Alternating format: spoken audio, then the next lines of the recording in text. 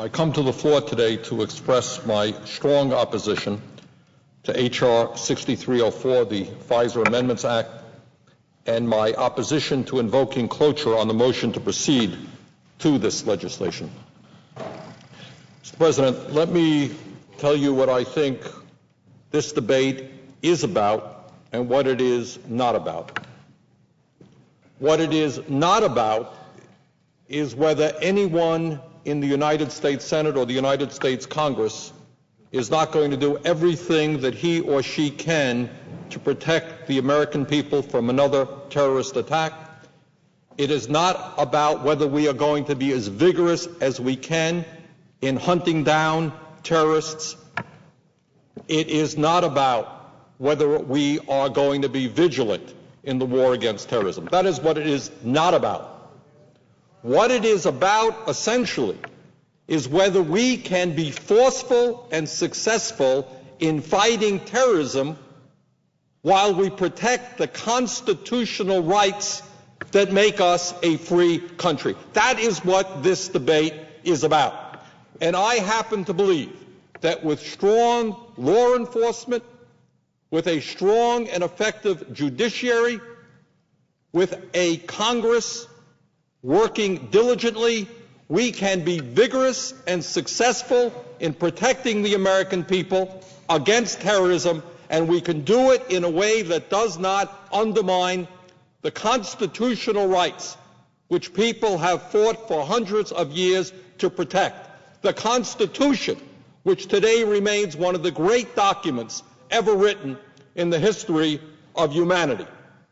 You know, we hear a whole lot about the word freedom. Everybody in the Senate and the House is for freedom. But what do we mean by freedom?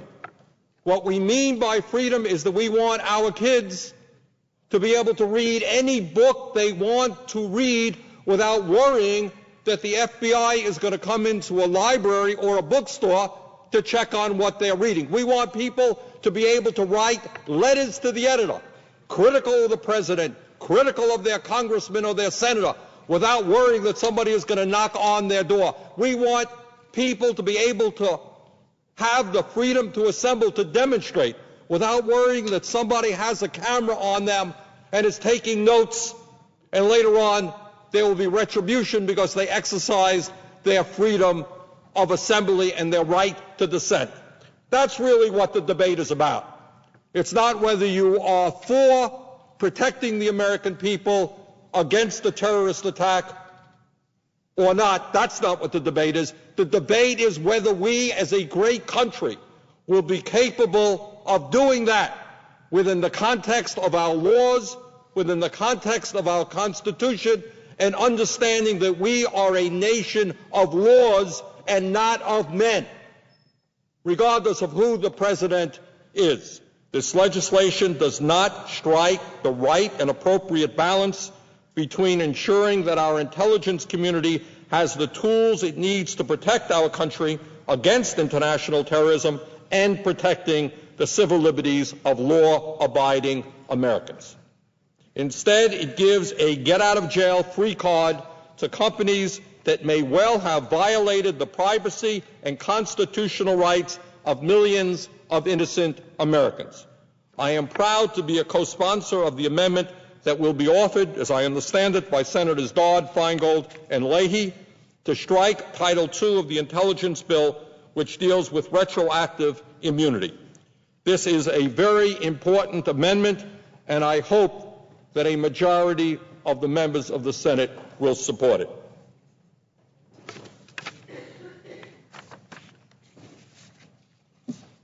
Mr. President, I think it is important in this debate to put the discussion of this FISA legislation in a broader context. And the context, sadly, that we must view this legislation has everything to do with the history of what this administration currently in power has done since 9/11. And sadly, what they have done is shown the people of our country and people all over the world that they really do not understand what the Constitution of the United States is about, And in fact, they do not understand in many instances what international human rights agreements, such as the Geneva Convention, are all about. So when we enter this debate, we shouldn't look at it that this is the first time we're addressing the issue of fundamental attacks on American civil liberties. This has been going on year after year after year. This is more of the same from an administration which believes to a significant degree that they are an imperial presidency, that in the guise of fighting terrorism, a president has the right to do anything against anybody for any reason without understanding what our Constitution is about or what our laws are about. There has been a systematic attack on our Constitution by an administration that believes that in the guise of fighting terrorism, they can do anything they want against anybody they want without getting court approval or without respecting our Constitution and the rules of law. Mr. President, I just want to touch on one point. I know that Senator Feingold and Senator Leahy and Senator Dodd have touched on this bill at great length. I just want to focus on one issue, and that is the retroactive immunity granted to the telecommunications companies. And why is it important that we support the amendment which does away with that retroactive immunity? It's very simple. The argument is that the President of the United States went to these companies and said, look, I need your help in doing something. And the companies obliged, and then the issue is, well, why are we punishing them even if they broke the law? And the answer is pretty simple. It is precisely that we are a nation of laws and not of men. And if we grant them retroactive immunity, what it really says to future presidents, I am the law because I'm the president, and I will tell you what you can do, and because I tell you what to do or ask you what to do, that is by definition legal. Go and break in to my political opponent's office. Don't worry about it, I'm the president. I'm saying it's for national security. Those guys are bad guys. Just do it. And I'm the president, and that's all that matters. That's the precedent that we are setting today, and I think it is a very bad precedent. Trust me, Verizon and these other large telecommunications companies, multi-billion-dollar companies, they have a lot of lawyers, they have a lot of good lawyers.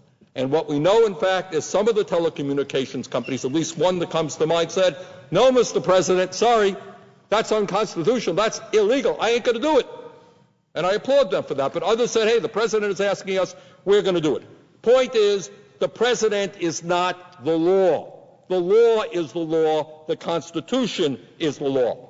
And I don't want to set a precedent today by which any president can tell any company or any individual, you go out and do it, don't worry about it, no problem at all. That is not what this country is about. So let me conclude, Mr. President, by saying this. This is a very important issue which concerns millions and millions of Americans.